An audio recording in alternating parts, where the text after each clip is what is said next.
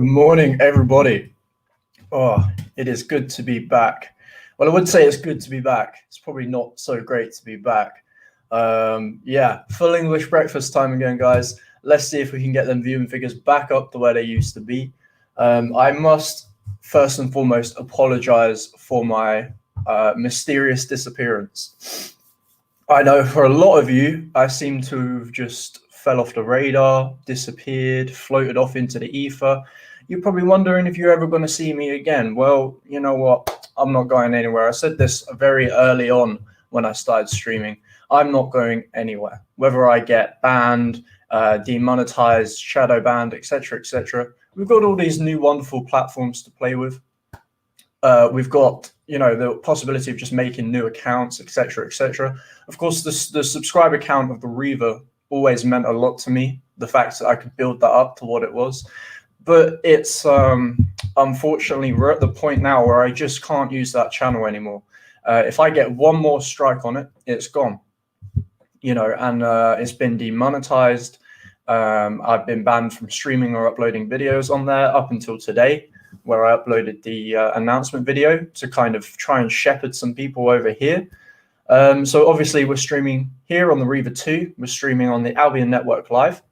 And unfortunately, because of tech issues, I couldn't get Dlive to work this morning. However, with regards to Dlive, we will be doing the second half of this show on Dlive exclusively.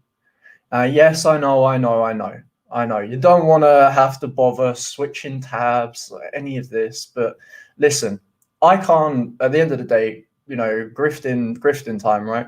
I can't get any donations here. I get banned. I have to watch what I say here. Whereas at least on Dlive, I have the freedom to do all that. And at the same time, even when I wasn't streaming, my channel on Dlive was growing. It was just still growing. Whereas my YouTube channel has stagnated for the last, few months. I've had, a few subscribers here, lost a few there, and the count hasn't changed all that much. So, yeah, we're going to be doing the second half of this show over on Dlive. Now, let's see who's in chat. Let's say hello to everybody. There is no entropy today either because of tech issues. It's good to see we've got 34 people in. It's not too bad. So John Francis, first in. Hello, John. Good to see you again, my friend. Nora's here. Says, Reaver, I have a question for you. Which dystopia is more likely for the future of the UK? Children of Men or 1984? I still haven't seen Children of Men, though I'll have to say 1984 on that one. But if I want to draw a comparison to what the future is actually going to be like, I'm going to have to say it's Brave New World, for sure. Morning, Gammon. Good to see you. Gammon's back. Silence is Leaden is here. It says Scrubs on tour in 2 holiday destinations. Silence, I'll have to get on to you about having that stream soon. It'll be good to speak to you. Daedric Zombies here. Hello. We've also got English Sailor. Good, sir. And Thogden, L to the C, Rory Herbert Monty. Hello. Forbidden Recalls. Hello. Sparky's here. Dlive is working. Fantastic. Okay. I was worried for a second that it wasn't. Ben Max here as well. Hello. Hello, Philomena. Most wonderful Philomena. I will have to get on to giving some of you guys mod hammers or mod spanners that used to have them but don't unfortunately have them anymore. James Benner. There he is. I was waiting for you to pop up. Hello, What Gorilla. Children of Men has a jogger as the savior of mankind. Well, actually, then maybe it will be more like Children of Men. Who knows? What do you think of the new news network, GB News? I don't trust it. I don't trust it. From everything from the ground up makes me, dubious of it. From the fact that it's funded by certain undesirable characters. Again, I have to mind what I say here on YouTube. Maybe we can talk more freely on Dlive in a bit. But GB News, its funding comes from globalists. Its reporters are most likely going to be taken from the pool of existing UK journalists, which, as we know, these people can't be trusted. Even the ones on the right, even the so-called conservative journalists are, they're all scumbags at the end of the day.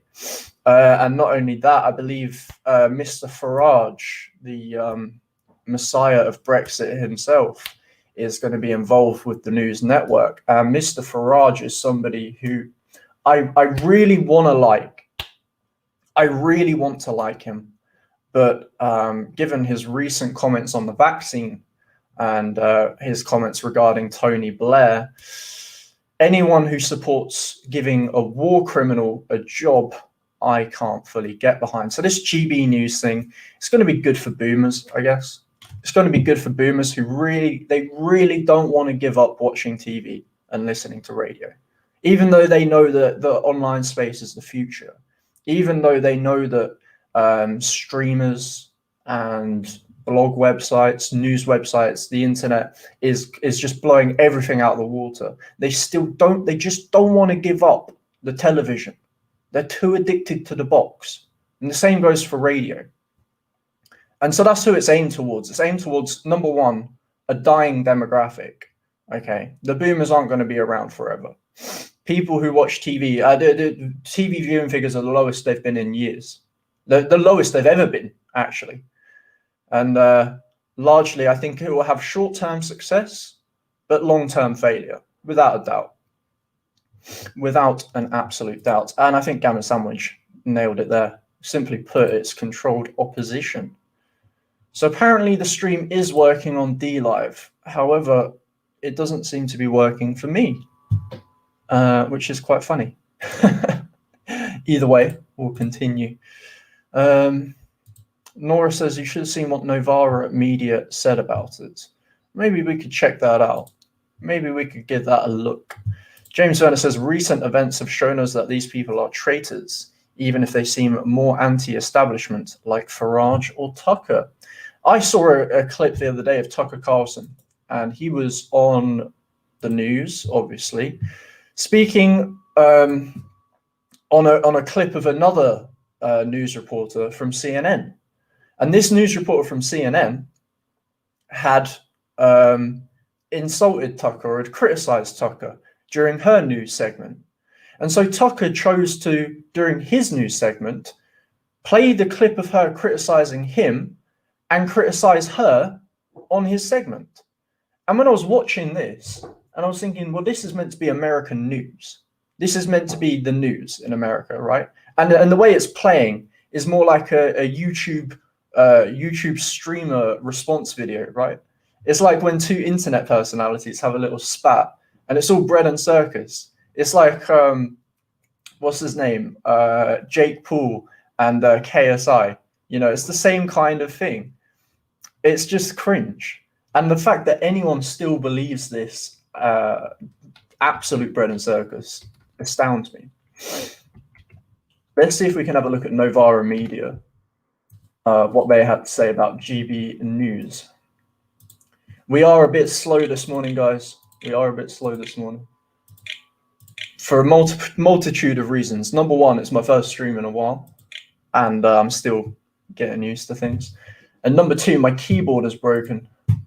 Yes, my keyboard on my computer is broken. I've only got half the keyboard works and half the keyboard doesn't, which is really, really helpful. Let's have a look then. Right-wing TV news station GB News to launch in the UK. It's right-wing, guys.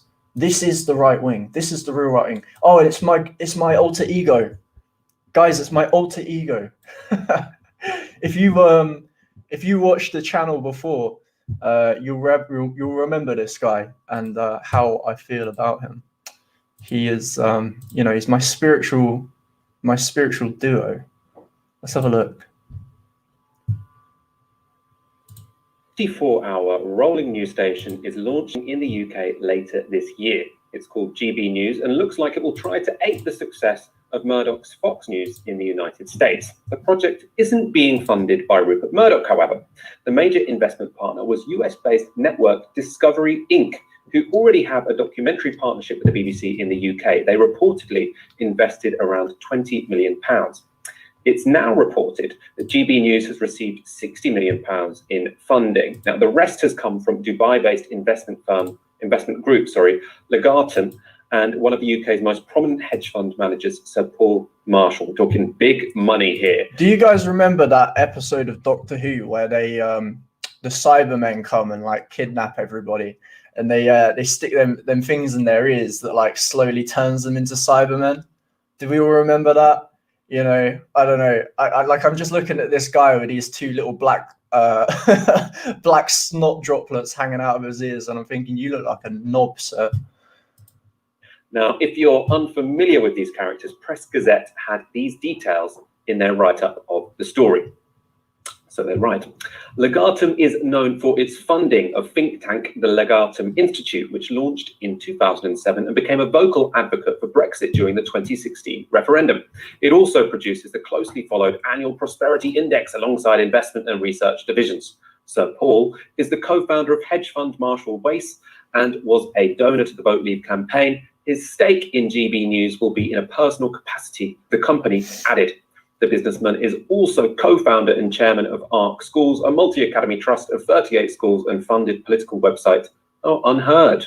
I didn't know. Right, so it's funded by businessmen. Okay, just like everything else in the world. Where's your point? Know that. GB News will be hiring 120 journalists plus 20 more support staff, and the project will be chaired by former BBC presenter and Spectator chairman Andrew Neil. Andrew Neil will also host a primetime show on the channel. Now, well, that fills me with confidence. I'm sure this is going to be incredibly based. They're hiring Andrew Neil from the BBC. Yes, that absolute paragon of right-wing virtue in the UK. Oh dear. Project Andrew Neil has said, "We're thrilled to have such a broad range of high-caliber investors who share our belief that many British people are crying out for a news service that is more diverse and more representative of their values and concerns." Oh, there we go. There we go. Yes, it's so right-wing, man. This is basically fascism, right? We all know that the hallmarks of right-wing bigotry is diversity. Fuck. GB News is a massive undertaking in a fiercely competitive market, but we're confident there's an appetite for a fresh approach to news in Britain, Northern Ireland, and the Republic of Ireland. Yeah, it's called the internet.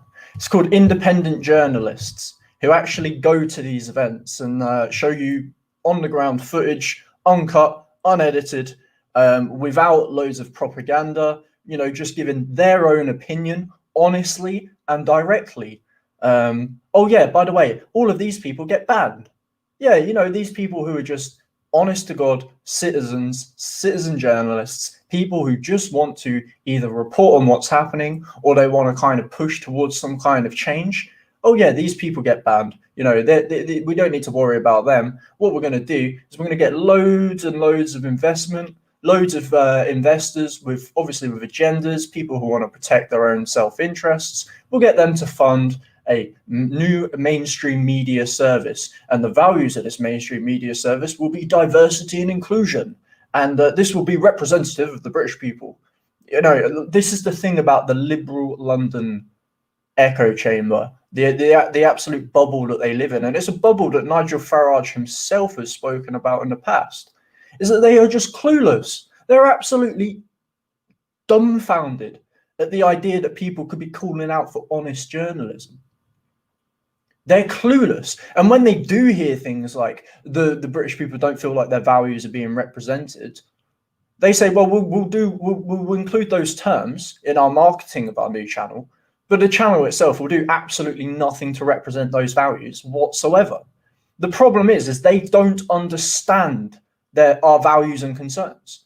They don't understand our values and concerns. So how on earth could they ever address them?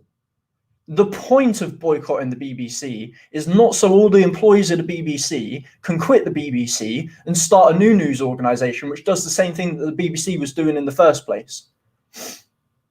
They're just thick. Now, £60 million, which is a serious operation, 120 journalists. It's terrifying. GB News is going to have 140 members of staff, 120 journalists, for a kind of baseline figure, unheard, which is, as you've said, is funded by one of the gentlemen behind this now. to the tune of millions of pounds. Unheard, initially the pitch was 6 to 12 journalists. So we're looking at a really, really big outlet. It's probably going to be on DAB. It's definitely going to be on television. You'll be able to watch it with 3 of you and so on. And of course, 60 million, a huge amount of money. But I have to say one thing, this is not unique. You've got actually, relatively speaking, 60 million is a drop in the water. You're using hyperbole to try and like scare your audience, because you know your audience is largely made up of penniless, debt-ridden ex-uni students who have completely failed in life and live in a shithole apartment in the middle of the city. Yes, Sparky, thank you. I know Dlive isn't working. Yeah, your audience are all peasants, right? So by saying the word 60 million, yeah, 60 million is a lot of money. It's more money than I've ever seen, and more money than I ever will see. More money than any of us ever will see. But that's because we're the wrong class. If we're talking in terms of business, and we're talking in terms of the kind of money these people actually have, 60 million is pocket change. 60 million is absolute pocket change. It's really not that much. So just going, oh, it's terrifying. There's such a huge amount of money going into this, blah, blah, blah. Yeah, there's a lot of money going into this, but it really isn't that much when you take into account the amount of money that runs into companies like Vice, companies like the BBC, ITV, Channel 4, all of these left-wing companies. They're directly funded by the government. How much money do you think runs into the BBC every year? I guarantee, I don't know the figures, but I guarantee more money moves through the BBC than just 60 million. It's there is a political agenda to this as well. While I agree with them on the fact that I don't like this new news organization, I agree with them for very different reasons. GB News with Andrew Neil, but you've also got, of course, News UK TV with Rupert Murdoch.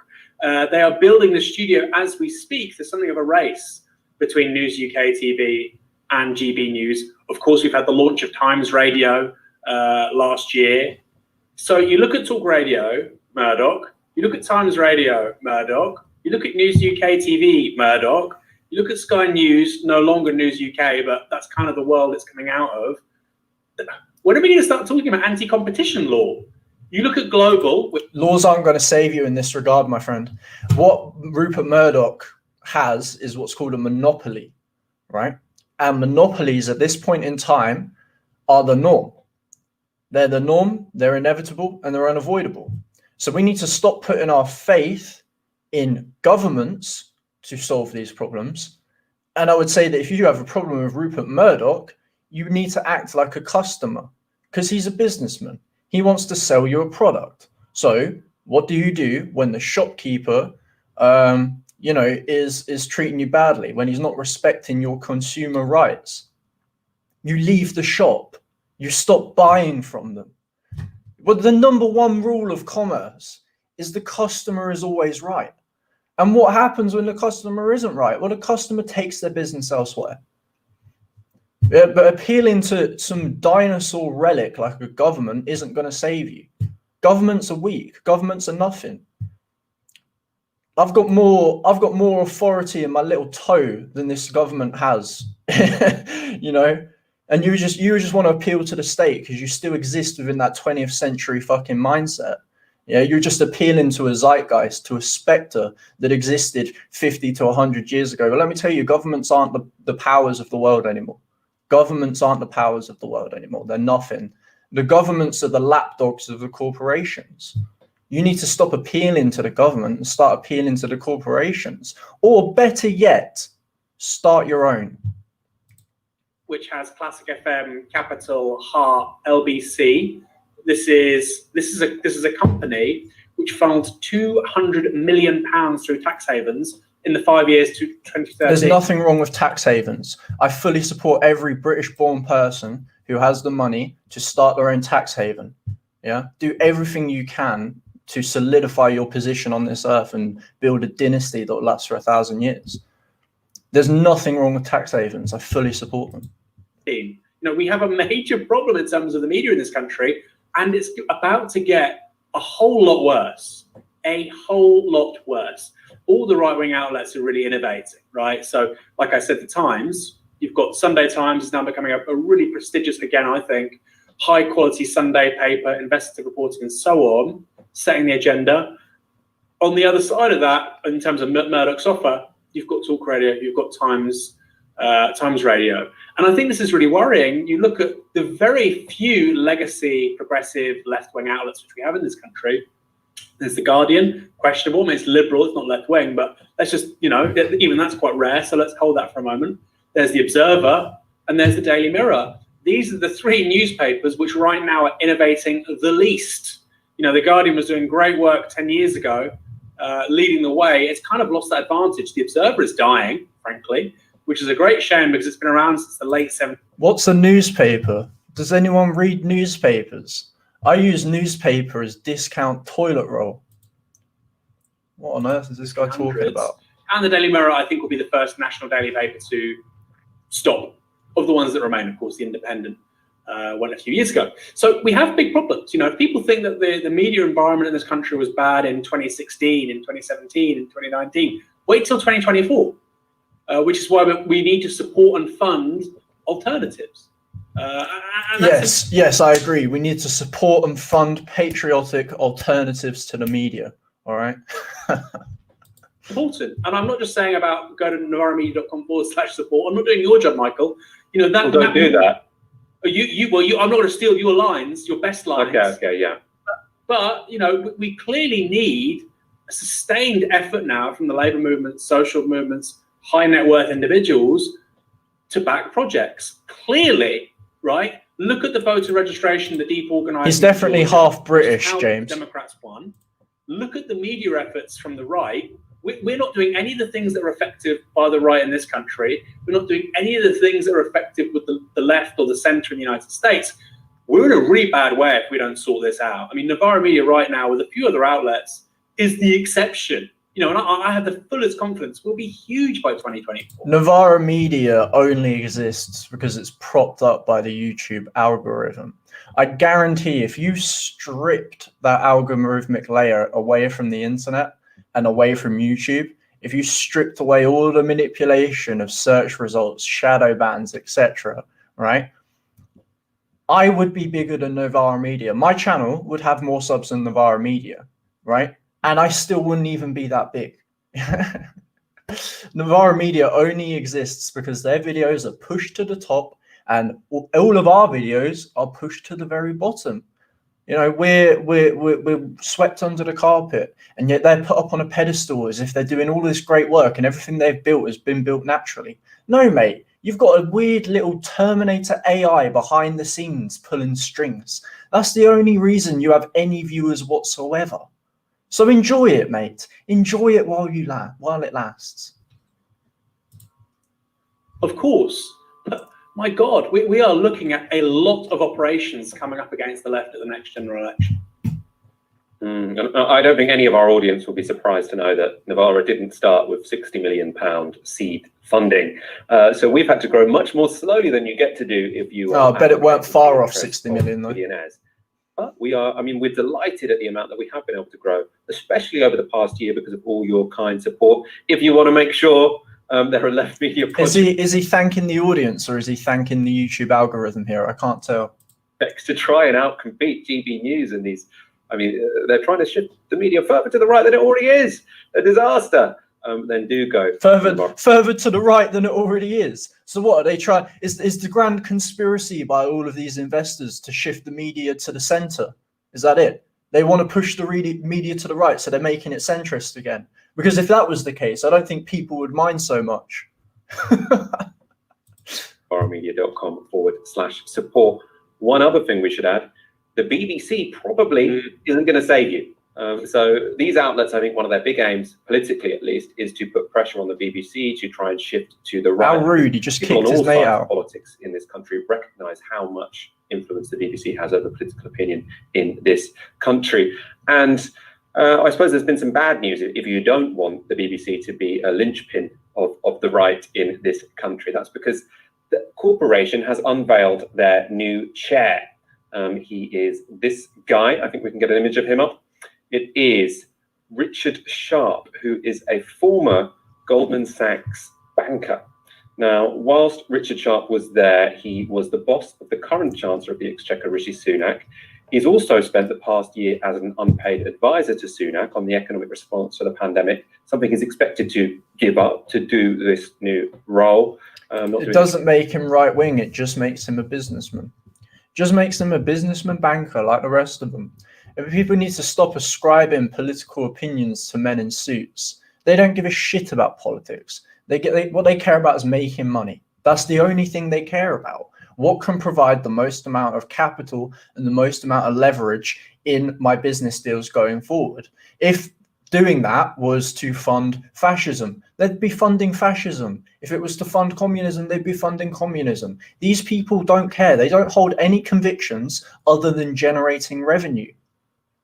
By saying, oh, these right-wing investors, you're becoming a pawn on their chessboard, my friend. You need to start thinking a bit outside the box. Yeah, you've got this brain. The brain is the most complicated organism in your body. It's the most complicated organ in your body. It's it's such a delicate and intricate creation. It's capable of amazing things. We've sent men to the moon. We've created large hadron colliders, and you can't for a minute think outside of the left-right paradigm. You can't even comprehend the fact that there's someone out there who cares more about money than about politics. Yeah, you need to stop existing in this bubble. I think if people like this geezer here, thought outside the box for a minute, we'd be in a lot stronger position as people, right? As people who are the victims of all of this.